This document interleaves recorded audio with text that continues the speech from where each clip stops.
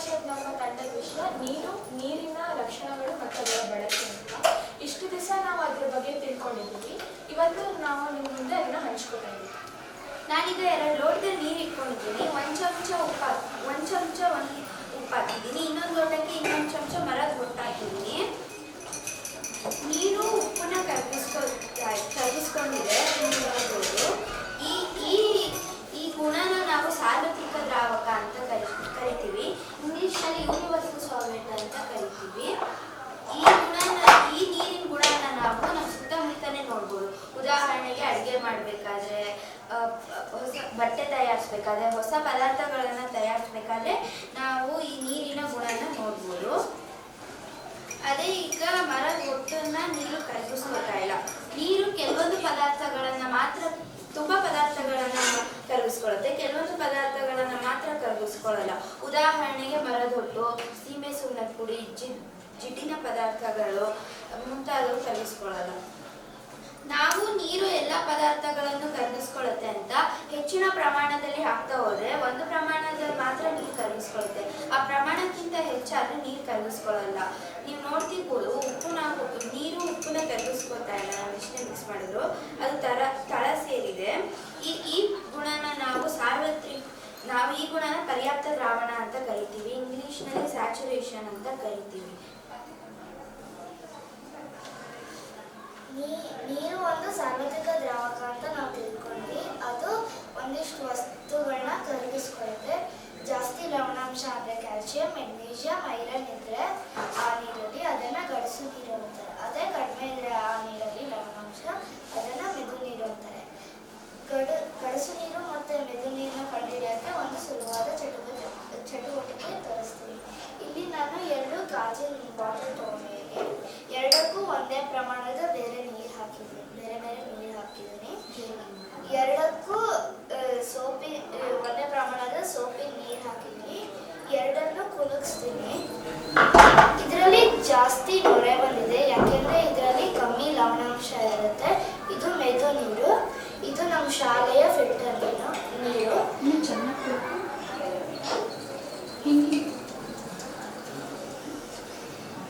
ಇದರಲ್ಲಿ ಕಮ್ಮಿ ನೊರೆ ಬಂದಿದೆ, ಯಾಕೆಂದರೆ ಇದರಲ್ಲಿ ಜಾಸ್ತಿ ಲವಣಾಂಶ ಇದೆ. ಗಡಸು ನೀರು. ಇದು ನಮ್ಮ ಬಾವಿ ನೀರು. ಈಗ ನೀವು ಗಡಸು ನೀರು ಬಗ್ಗೆ ತಿಳ್ಕೊಂಡ್ರಿ. ಅದರಲ್ಲಿ ಎಷ್ಟು ಲವಣಾಂಶ ಮತ್ತು ಖನಿಜಾಂಶ ಇದೆ ಅಂತ ತಿಳ್ಕೊಳ್ಳೋದಕ್ಕೆ ಈ TDS ಮೀಟರ್ನ ಬಳಸ್ತಾರೆ. TDS ಅಂದರೆ ಟೋಟಲ್ ಡಿಸಾಲ್ವ್ಡ್ ಸಾಲ್ಟ್ಸ್ ಅಂತ. ಇದರ ಅಳತೆ ಬಂದು ppm ಪಾರ್ಟ್ಸ್ ಪರ್ ಮಿಲಿಯನ್ ಅಂತ, ಮತ್ತು ಮಿಲಿಗ್ರಾಮ್ ಪರ್ ಲೀಟರ್ ಅಂತ. ಅಂದರೆ 1 ಲೀಟರ್ಗೆ ಎಷ್ಟು ಮಿಲಿಗ್ರಾಮ್ ಇದೆ ಅಂತ ಇದು ಹೇಳುತ್ತೆ. ಈಗ ನಾನು ಎಷ್ಟು ಪ್ರಮಾಣದಲ್ಲಿದ್ದರೆ ಆ ನೀರನ್ನು ನಾವು ಕುಡಿಬೋದು ಅಂತ ಹೇಳ್ತೀನಿ. 0 ಇಂದ 50 ppm ತನಕ ಇದ್ದರೆ ಅದರಲ್ಲಿ ಕಡಿಮೆ ಪೋಷಕಾಂಶಗಳಿರುತ್ತೆ. ಮತ್ತು 50 ರಿಂದ 500 ppm ತನಕ ಇದ್ದರೆ ಅದನ್ನು ನಾವು ಕುಡಿಬೋದು. ಮತ್ತು 50ಕ್ಕಿಂತ ಹೆಚ್ಚಿದ್ರೆ 500 ppm ತನಕ 500 ppm ಗಿಂತ ಹೆಚ್ಚಿದ್ರೆ ಅದರಲ್ಲಿ ಹೆಚ್ಚು ಲವಣಾಂಶಗಳಿರುತ್ತೆ. ಅದನ್ನು ನಾವು ಕುಡಿಬಾರ್ದು. ಮತ್ತು ನಾವು ನಮ್ಮ ತಂಡದ ಎಲ್ಲರೂ ಅವರ ಮನೆ ನೀರದ್ದು TDSನ ಚೆಕ್ ಮಾಡಿದ್ವಿ. ಎಲ್ಲರದೂ 50 ppm ಗಿಂತ ಕಡಿಮೆನೇ ಬಂತು. ಸೊ ಇದರಿಂದ ನಮಗೆ ಗೊತ್ತಾಯಿತು ನಮ್ಮ ಎಲ್ಲರ ಮನೆಯ ನೀರು 50ಕ್ಕಿಂತ ಅಂದರೆ ಪೋಷಕಾಂಶಗಳು ಕಡಿಮೆ ಇದೆ ಅಂತ ಗೊತ್ತಾಯಿತು. ಇವಾಗ ದರ್ಶಿತ್ ಹೇಳಿದ ನಿಮ್ಗೆ TDS ಅಂತ. ಆ TDS ವರ್ಕ್ ಆಗ್ಬೇಕು ಅಂತಂದ್ರೆ ಅದಕ್ಕೆ ವಾಹಕತೆನೇ ಮೂಲ ಕಾರಣ. ಇವಾಗ ನಾವು ವಿದ್ಯುತ್ ವಾಹಕತೆ ಅಂದ್ರೆ ಏನು ಅಂತ ಹೇಳ್ತೀನಿ. ನೀರು ವಿದ್ಯುತ್ ವಾಹಕತೆ ಮೂಲ. ಇದು ಅಂದ್ರೆ ನಮ್ಗೆ ನೀರಿನಲ್ಲಿ ಲವಣಾಂಶ ಇರುತ್ತೆ. ಅದು ಕರಗ್ದಾಗ ಅದು ಅಯಾನುಗಳಾಗಿ ಬದಲಾಗುತ್ತೆ. ಪಾಸಿಟಿವ್ ಚಾರ್ಜ್ ಮತ್ತೆ ನೆಗೆಟಿವ್ ಚಾರ್ಜ್ ಆಗಿ ವಿಂಗಡಣೆ ಆಗುತ್ತೆ. ಹೆಚ್ಚು ಲವಣಾಂಶ ಇದ್ದಲ್ಲಿ ಹೆಚ್ಚು ವಾಹಕತೆ ಇರುತ್ತೆ. ಇವಾಗ ಪ್ರೀತಮ್ EC ಮೀಟರ್ ತೋರಿಸ್ತಾನೆ. ಅದರಲ್ಲಿ ನಾವು ಆ ನೀರಿನ ಗಡಸುತನ ಮತ್ತೆ ಮೆದುವನ್ನ ತಿಳ್ಕೋಬಹುದು. ಅದನ್ನ ನಾವು ಮೈಕ್ರೋ ಸೀಮೆನ್ಸ್ ಪರ್ ಸೆಂಟಿಮೀಟರ್ನ ಅಳಿತೀವಿ. ಇದು ನಮಗೆ ರೇಂಜಸ್ 0.5 ರಿಂದ 5 ತನಕ ನಮಗೆ ಕುಡಿಯಲು ಉಪಯೋಗ ಇರಲ್ಲ. ಮತ್ತೆ 50 ರಿಂದ 500 ನಮಗೆ ಕುಡಿಬಹುದಾದ ನೀರು. ಇದನ್ನ WHO ರೆಕಮೆಂಡ್ ಮಾಡುತ್ತೆ. ಅದೇ 5000ಕ್ಕಿಂತ ಜಾಸ್ತಿ ಆದ್ರೆ ಅದನ್ನು ಕುಡಿಬಾರ್ದು. ಮತ್ತೆ ನಾವು ಎಲೆಕ್ಟ್ರಿಕಲ್ ವಸ್ತು ಏನಿರತ್ತಲ್ಲ ನೀರು ಈ ಗುಣಕ್ಕೇನೆ ಮೂಲ ಇದು. ಅಂದ್ರೆ ಎಲೆಕ್ಟ್ರಿಕಲ್ ವಸ್ತು ಏನಿರುತ್ತೆ ಅದಕ್ಕೆಲ್ಲ ನಾವು ನೀರನ್ನು ಬಳಸಬಾರ್ದು ಬೆಂಕಿ ಹತ್ಕೊಂಡಾಗ. ಅದ್ರ ಬದಲು ನಾವು ಕಾರ್ಬನ್ ಡೈಆಕ್ಸೈಡ್ ಅಥವಾ ಡ್ರೈ ಪೌಡರ್ನ ಬಳಸಬೇಕು. ಇದು ಒಂದು ಎಲೆಕ್ಟ್ರಿಕಲ್ ಮಷಿನ್, ಅಂದ್ರೆ ಇದು ಮಲ್ಟಿಮೀಟರ್ ಅಂತ ಹೇಳ್ತೀವಿ. ಇದರಲ್ಲೂ ನೀರಿನಲ್ಲಿ ಎಷ್ಟು ಲವಣಾಂಶ ಇದೆ, ಅದು ಎಷ್ಟು ಹರಿಯಕ್ಕೆ ಬಿಡತ್ತೆ ಅಂತ ಗೊತ್ತಾಗುತ್ತೆ. ಇದನ್ನು ನಾನು ಮೈಕ್ರೋ ಆಂಪಿಯರ್ ಅಲ್ಲಿ ಸೆಟ್ ಮಾಡಿದ್ದೀನಿ. ನೀವಿಲ್ಲಿ ಬಲ್ಬ್ನ ಗಮನಿಸ್ಬೋದು ಎಷ್ಟು ನೀರಲ್ಲಿ ಲವಣಾಂಶ ಎಷ್ಟು ಹರಿಯಕ್ಕೆ ಬಿಡ್ತಿದೆ ಅಂತ. ಇದರಲ್ಲಿ ತುಂಬಾ ಕಡಿಮೆ ಬೆಳಕು ಬರ್ತಿರೋದ್ರಿಂದ ಗೊತ್ತಾಗುತ್ತೆ ಇದರಲ್ಲಿ ಹೆಚ್ಚು ಲವಣಾಂಶ ಅಥವಾ ಉಪ್ಪಿನಾಂಶ ಇಲ್ಲ ಅಂತ. ಇದರಲ್ಲಿ ಗೊತ್ತಾಗುತ್ತೆ ಎಷ್ಟು ಇದರಲ್ಲಿ ಲವಣಾಂಶಗಳಿದೆ ಅಂತ. ನೀರಿನಲ್ಲಿ ಎಷ್ಟು ಲವಣಾಂಶಗಳಿರುತ್ತೆ ಅದರಲ್ಲಿ ಜಾಸ್ತಿ ವಿದ್ಯುತ್ ವಾಹಕತೆ ಹರಿಯುತ್ತೆ ಅಂತ ನಮಗೆ ಗೊತ್ತಾಗುತ್ತೆ. ಇದನ್ನ ಇಮಿಟೇಷನ್ ಗೋಲ್ಡ್ಗಳಲ್ಲಿ ಲೇಪನ ಮಾಡೋಕ್ಕೆ ಇದೇ ವಿದ್ಯುತ್ರಿಂದ ಬಳಸ್ತಾರೆ. ಆವಿಕರಣ ಅಂದರೆ ಏನು ಅಂದರೆ, ಆವಿಕರಣ ಸೂರ್ಯನ ಶಾಖದಿಂದ ಅದು ಆವಿಯಾಗುತ್ತೆ. ದ್ರವದಿಂದ ಅದು ಅನಿಲಕ್ಕೆ ನೀರು ಬದಲಾವಣೆ ಆಗುತ್ತೆ. ಅದಕ್ಕೆ ಉದಾಹರಣೆ ಕೊಡಬೇಕು ಅಂದರೆ, ನಿಮ್ಮನೆ ನೆಲ ಒರೆಸಿದಾಗ ಅರ್ಧ ಗಂಟೆ ಬಿಟ್ಟು ಅಂದರೆ ನೀರೇ ಇರಲ್ಲ. ಯಾಕೆ ಅಂದರೆ ಅದು ಆವಿಕರಣದ ಪ್ರಕ್ರಿಯೆ ಅಂತ ಹೇಳ್ಬೋದು. ಸಾಂದ್ರೀಕರಣ ಅಂದರೆ ಅದು ನೀರನ್ನ ಶೇಖರಣೆ ಮಾಡುವಂಥದ್ದು. ಅದು ಅನಿಲದಿಂದ ದ್ರವ ಸ್ಥಿತಿಗೆ ಬರುತ್ತೆ. ಇವಾಗ ನಾವು ಆವಿಕರಣ ಮತ್ತು ಸಾಂದ್ರೀಕರಣದ ಬಗ್ಗೆ ತಿಳ್ಕೊಂಡ್ವಿ. ಅದೇ ಪ್ರಕ್ರಿಯೆನ ಇಟ್ಕೊಂಡು ನಾವಿಲ್ಲಿ ಡಿಸ್ಟಿಲೇಷನ್ ಒಂದು ವರ್ಕಿಂಗ್ ಮಾಡೆಲ್ ಮಾಡಿದ್ದೀವಿ. ಇಲ್ಲಿ ಬೆಂಕಿಯಿಂದ ಇಲ್ಲಿ ನೀರು ಕುದಿಯೋದಕ್ಕೆ ಶುರುವಾಗುತ್ತೆ. ಕುದಿಯುವಾಗ ಇಲ್ಲಿ ಆವಿ ಆಗೋದಕ್ಕೆ ಶುರುವಾಗುತ್ತೆ. ಆವಿ ಆದಾಗ ಈ ಬೆಂಕಿ ಟ್ಯೂಬಿಂದ ಕಂಡೆನ್ಸರ್ ಒಳಗಡೆ ಬರುತ್ತೆ. ಕಂಡೆನ್ಸರಲ್ಲಿ ಇಲ್ಲಿಂದ ಮೋಟ್ರ್ ಹಾಕಿದ್ವಿ. ಈ ಮೋಟ್ರಿಂದ ಈ ಕಂಡೆನ್ಸರ್ ಒಳಗಡೆ ನೀರು ಹೋಗ್ತಿರುತ್ತೆ. ಈ ಪೈಪಿಂದ ನೀರು ಮತ್ತೆ ಹೊರಗೆ ಬರ್ತಿರುತ್ತೆ. ಇದು ಹಿಂಗೆ ರೊಟೇಷನ್ ಆಗ್ತಿರುತ್ತೆ. ಆಗ ಇದ್ರ ಮಧ್ಯದಲ್ಲಿರೋ ಬಿಸಿ ಆವಿ ಇಲ್ಲಿ ತಂಪಾಗುತ್ತೆ. ತಂಪಾಗ್ಬಿಟ್ಟು ಇದ್ರೊಳಗಡೆ ಕಲೆಕ್ಟ್ ಆಗುತ್ತೆ. ಈ ಕಲೆಕ್ಟ್ ಆಗಿರೋ ನೀರು ಡಿಸ್ಟಿಲ್ ಹೋಗೋದು. ಇದನ್ನ ಹೆಂಗೆ ಟೆಸ್ಟ್ ಮಾಡ್ತೀವಿ ಅಂತ ಹೇಳ್ತೀವಿ.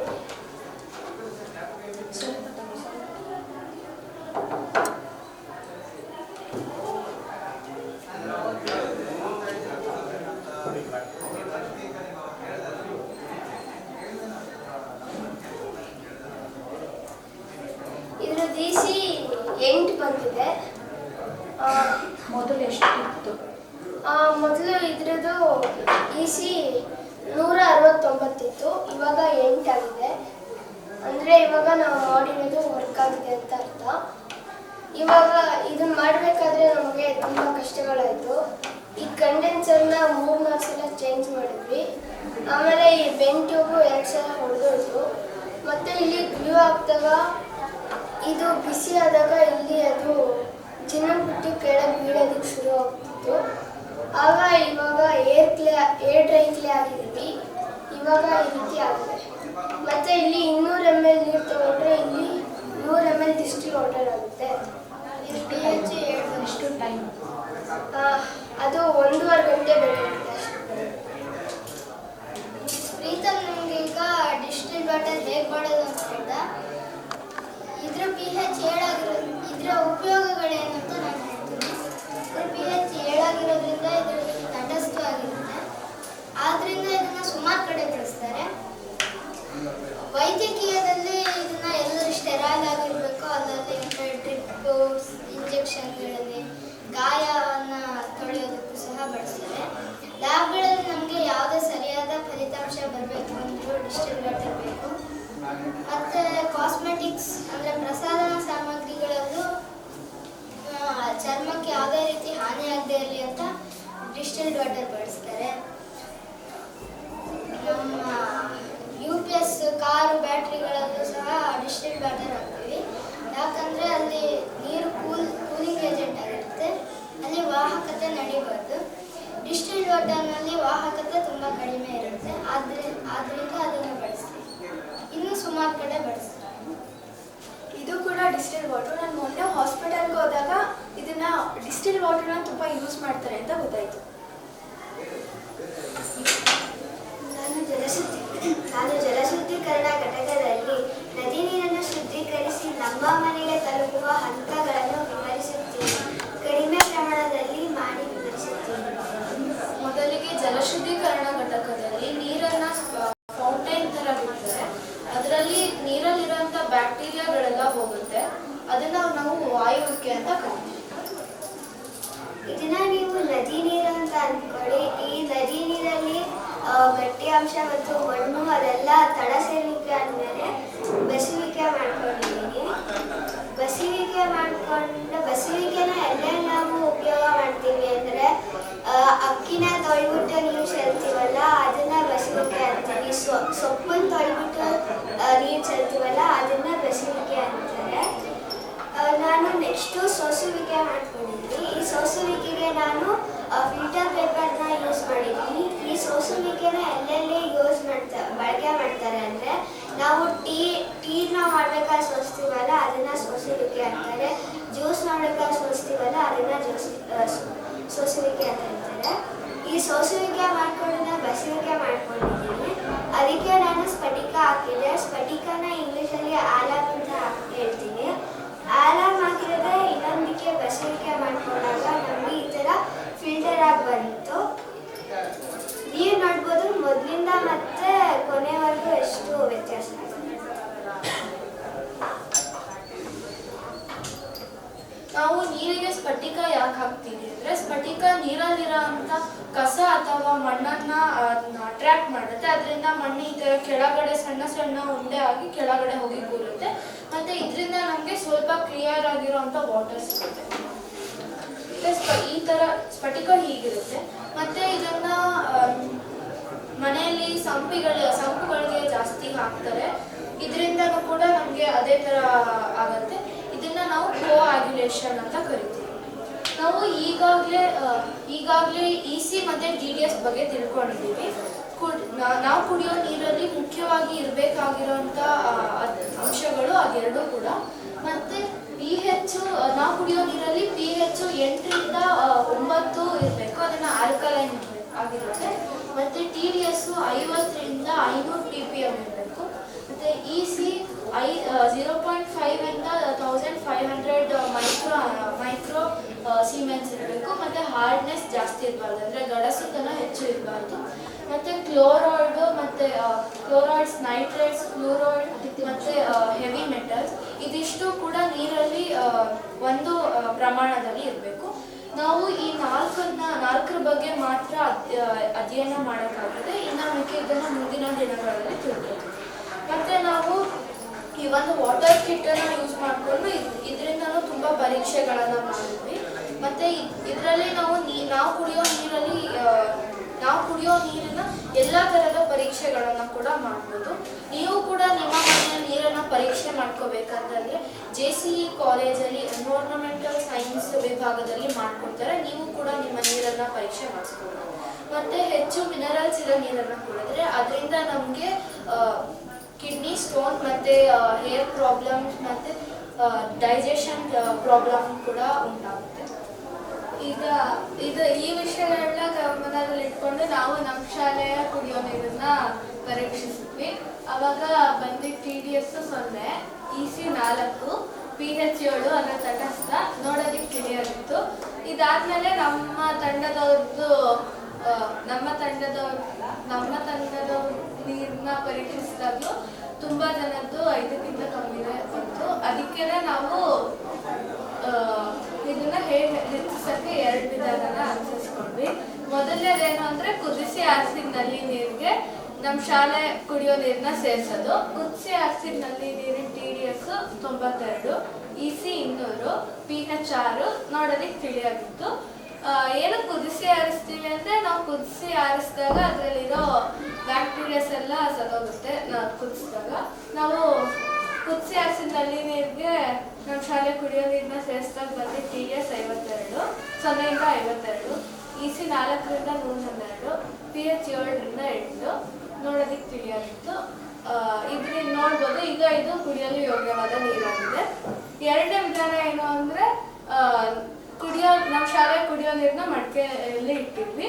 ಮಡಿಕೆಯಲ್ಲಿ ಇಟ್ಟಾಗ 3 ದಿನ ಮಡಿಕೆಯಲ್ಲಿ ಇಟ್ಟಾಗ ಬಂದಿದ್ದು TDS 0ರಿಂದ 29, EC 4ರಿಂದ 66, PH 7ರಿಂದ 8 ನೋಡೋದಕ್ಕೆ ತಿಳಿಯಾಗಿತ್ತು. ಇದು ಹೇಗೆ ಕೆಲಸ ಮಾಡುತ್ತೆ ಅಂದರೆ ಮಣ್ಣಲ್ಲಿರೋ ಲವಣಾಂಶ ನೀರು ಹಿಡ್ಕೊಂಡು ನೀರಿನ ಲವಣಾಂಶ ಹೆಚ್ಚಾಗುತ್ತೆ. ನಾವು ಇನ್ನೂ ಲವಣಾಂಶ ಹೆಚ್ಚಿಸ್ಬೇಕು ಅಂದರೆ ಇನ್ನೂ ಜಾಸ್ತಿ ದಿನ ಇಡಬೇಕು. ಹಳೆ ಕಾಲದಲ್ಲಿ ಅಂದರೆ ಹಿಂದಿನ ಕಾಲದಲ್ಲಿ ನಾವೀಗೇನು ಕುಡಿಯೋ ನೀರು ಅಂತ ನೋಡ್ತೀವಿ ಅದನ್ನೇ ಅವರು ನಲ್ಲಿ ನೀರು ಅಂತ ನೋಡ್ತೀವಿ ಅದನ್ನೇ ಅವ್ರು ಕುಡಿತಿದ್ರು.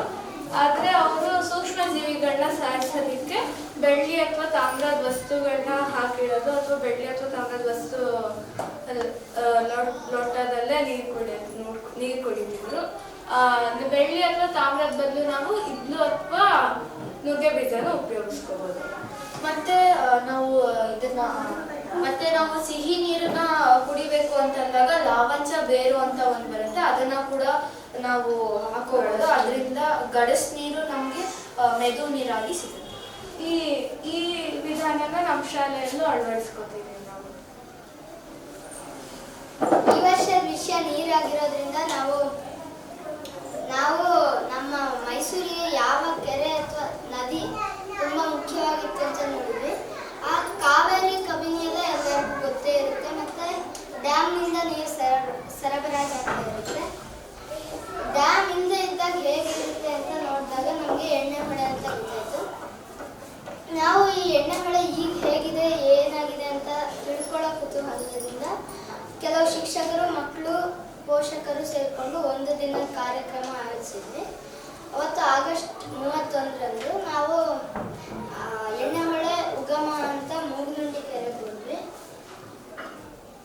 ಅದು ಹಿರಿಯರು ಹೇಳೋ ಪ್ರಕಾರ ಅದು ಇಳವಾದ ಕೆರೆಯಿಂದ ಹುಯಿಲಾಳ ಕೆರೆ, ಅಲ್ಲಿಂದ ಮಟ್ಟಿಕೆ ಹತ್ನಳ್ಳಿ ಕೆರೆ, ಅಲ್ಲಿಂದ ಮೂಗನುಂಡಿ ಕೆರೆಗೆ ಬರುತ್ತೆ. ಆದರೆ ಅಲ್ಲಿ ಈಗ ಯಾವುದೇ ರೀತಿ ಹರಿವಿಲ್ಲದೆ ಇರೋದ್ರಿಂದ ನಾವು ಅಲ್ಲಿಗೆ ಹೋಗಲಿಲ್ಲ. ಮೂಗನುಂಡಿ ಕೆರೆಯಲ್ಲಿ ನೀರು ಶುದ್ಧವಾಗೇ ಇತ್ತು. ಅಲ್ಲಿಂದ ಅದು ಅಂತರ್ಜಲದ ಮೂಲಕ ಒಂದು ಸಣ್ಣ ತೋಡಾಗಿ ಹರಿಯುತ್ತೆ. ಮತ್ತೆ ಅದು ವರ್ಣನಲೆ ಕಾಲುವೆಯಿಂದ ರಾಯನಕೆರೆ ಸಂಸ್ಕರಣಾ ಘಟಕದ ಹತ್ರ ಹೋಗುತ್ತೆ. ಅಲ್ಲಿ ಇಡೀ ಮೈಸೂರಿನ ಡ್ರೈನೇಜ್ನೆಲ್ಲ ಸಂಸ್ಕರಿಸಿ ಎಣ್ಣೆ ಹೊಳೆಗೆ ಬಿಡ್ತಾರೆ. ಅವ್ರು ಬಿಡೋ ನೀರು ತುಂಬ ಕೆಟ್ಟ ವಾಸನೆ ಮತ್ತು ಬಣ್ಣನೂ ತಿಳಿಯಾಗಿರಲಿಲ್ಲ. ಅದು ಸಂಸ್ಕರಿಸೇ ಇಲ್ಲ ಅನ್ನೋ ಥರ ಇರುತ್ತೆ. ಅಲ್ಲಿವರೆಗೆ ಶುದ್ಧವಾಗಿದ್ದ ಎಣ್ಣೆ ಹೊಳೆ ಆಮೇಲೆ ಕಪ್ಪು ಬಣ್ಣ ಮತ್ತು ವಾಸನೆನ ಪಡೆಯುತ್ತೆ. ಮುಂದೆ ಅದು ಕಳಲವಾಡಿಯಾಗಿ ದಡದಳ್ಳಿ ಕಟ್ಟೆಗೆ ಹೋಗುತ್ತೆ. ಅಲ್ಲಿ ಸುಮಾರು 200 ಎಕರೆಗೆ ಅದು ಹರಡ್ಕೊಂಡಿದೆ. ಅಲ್ಲಿ ಪ್ರಕೃತಿ ನೀರನ್ನು ಎಷ್ಟು ಶುದ್ಧ ಮಾಡೋಕ್ಕೆ ಪ್ರಯತ್ನಿಸುತ್ತೆ ಅನ್ನೋದು ಕಾಣ್ಬೋದು. ಎಲ್ಲ ಕೊಳಚೆ ತಳ ಸೇರಿ ಮೇಲೆ ತಿಳಿ ನೀರು ಕಾಣಿಸುತ್ತೆ. ಆ ತಿಳಿ ನೀರು ಮುಂದೆ ಹೋಗುತ್ತೆ. ಬ್ಯಾತಳ್ಳಿ ಕಟ್ಕೊಳ ಆಗಿ ಅದು ಕೂಡ್ನಳ್ಳಿಗೆ ಹೋಗುತ್ತೆ. ಅಲ್ಲಿಂದ ಅದು ಸೋಮೇಶ್ವರಪುರ ಆಗಿ ಬಸಳ್ಳಿ ಹುಂಡೆಗೆ ಹೋಗುತ್ತೆ. ಅಲ್ಲಿ ಅದಕ್ಕೆ ಅಡ್ಡಹೊಳೆ ಅಂತ ಚಾಮುಂಡಿ ಬೆಟ್ಟದಿಂದ ಒಂದು ನೀರು ಬರುತ್ತೆ, ಅದು ಸೇರುತ್ತೆ. ಮತ್ತು ಅಲ್ಲಿ ಅದಕ್ಕೊಂದು ಕಟ್ಟೆ ಕಟ್ಟಿ ಅದನ್ನು ನೀರಾವರಿ ಕೂಡ ಬಳಸ್ಕೊಂಡಿದ್ದಾರೆ. ಮುಂದೆ ಅದು ಇಮ್ಮಾವ್ ಇಂಡಸ್ಟ್ರಿಯಲ್ ಏರಿಯಾದ ತ್ಯಾಜ್ಯ ನೀರನ್ನು ಅದಕ್ಕೆ ಹಾಕ್ತಾರೆ. ಮತ್ತು ಸ್ವಲ್ಪ ಮುಂದೆ ಹೋಗಿ ಅದು ಕಬಿನಿಗೆ ಸೇರುತ್ತೆ. ಕಬಿನಿಗೆ ಸೇರಿ ಸ್ವಲ್ಪ ದೂರದಲ್ಲಿ ಅದನ್ನು 32 ಹಳ್ಳಿಗಳಿಗೆ ಯಾವುದೇ ಶುದ್ಧೀಕರಣ ಘಟಕಕ್ಕೆ ಹೋಗದೆ ಸರಬರಾಜು ಮಾಡ್ತಾ ಇದ್ದಾರೆ. ಅದನ್ನು ನೋಡಿ ನಮಗೆ ಬೇಜಾರಾಯಿತು. ನಾನು ಎಲ್ಲ ಕಡೆ ಆಗಷ್ಟು ಕಡೆ TDS ಪರೀಕ್ಷೆ ಮಾಡಿದ್ದೀನಿ. ನೀವು ನೋಡ್ಬೋದು ಎಲ್ಲ 400 ಆಸುಪಾಸೆ ಇದೆ. ಇದರಿಂದ ನಾವು ತಿಳ್ಕೊಬೋದು ನದಿ ನೀರು ಯಾವತ್ತೂ ಅದರ ಲವಣಾಂಶವನ್ನು ಮೇಂಟೈನ್ ಮಾಡುತ್ತೆ ಅಂತ. TDS ಮೀಟರ್ನಲ್ಲಿ ಲವಣಾಂಶ ಮಾತ್ರ ತೋರಿಸುತ್ತೆ, ಅದರಲ್ಲಿ ಯಾವುದೇ ಹಾನಿಕಾರಕ ಅಂಶಗಳನ್ನ ತೋರಿಸಲ್ಲ. ಹಾಗಾಗಿ ನಾವು ಅದನ್ನು ಕುಡಿಯೋಕ್ಕೆ ಹೋಗಲ್ಲ.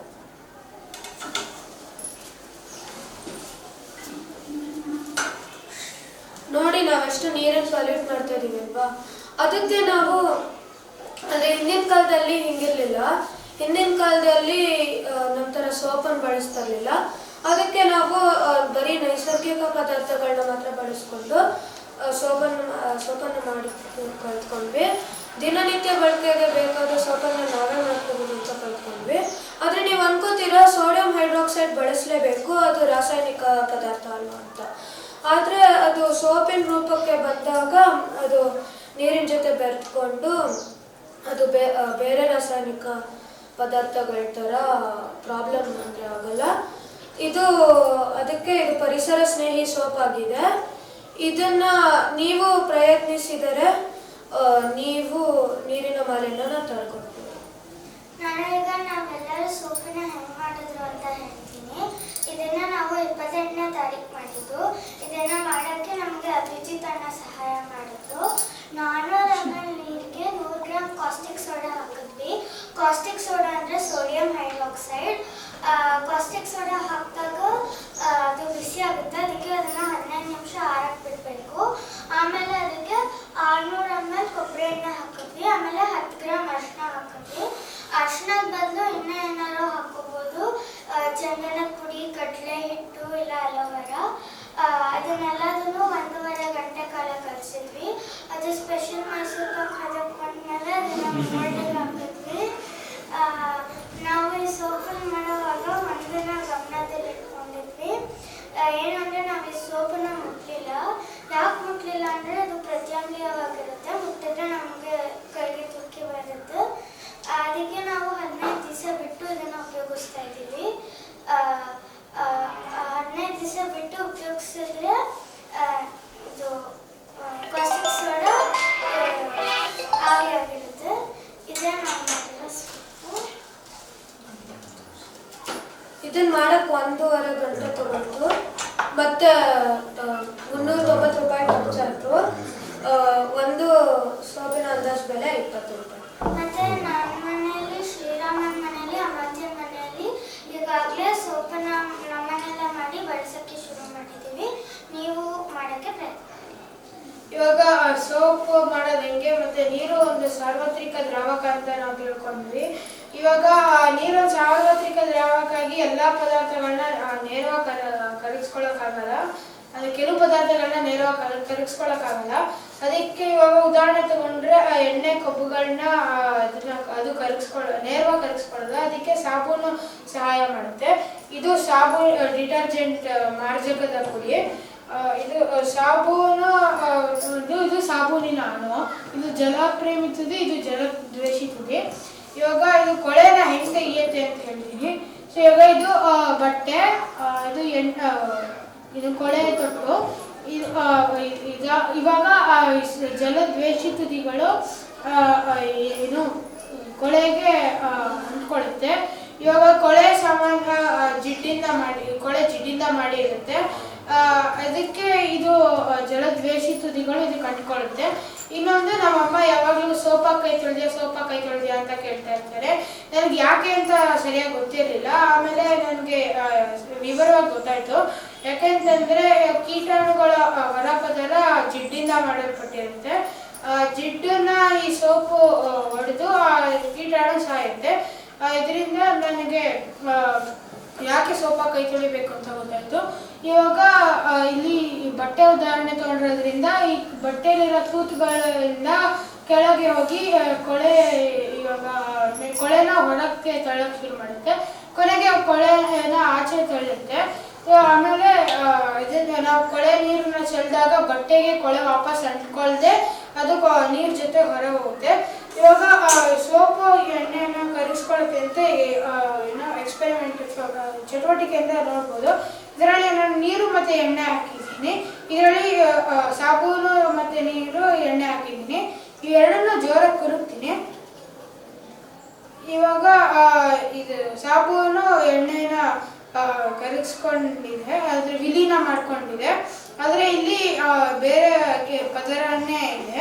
ಇದರಿಂದ ಸೋಪಿನ ಕಾರ್ಯನಿರ್ವಹಣೆ ನಮಗೆ ಅದಲ್ಲದೆ ನಾವು ಆಚೆ ಒಂದಷ್ಟು ನೈಸರ್ಗಿಕ ಮಾರ್ಜಕಗಳನ್ನ ಹಾಕಿದ್ದೀವಿ. ಅದನ್ನು ನೋಡಿ ಬಳಸಿ ಮತ್ತು ನೀರನ್ನು ಉಳಿಸಿ ನಮ್ಮ ತಂಡಕ್ಕೆ ಬಳಸ್ಕೊಂಡಂಥ ಸಂಪನ್ಮೂಲಗಳು, ಗ್ರಂಥಾಲಯದ ಪುಸ್ತಕಗಳು, ಅಭಿಜಿತ್ ಅಣ್ಣ ಮತ್ತು ರಘುವಣ್ಣನ ಸಹಾಯ.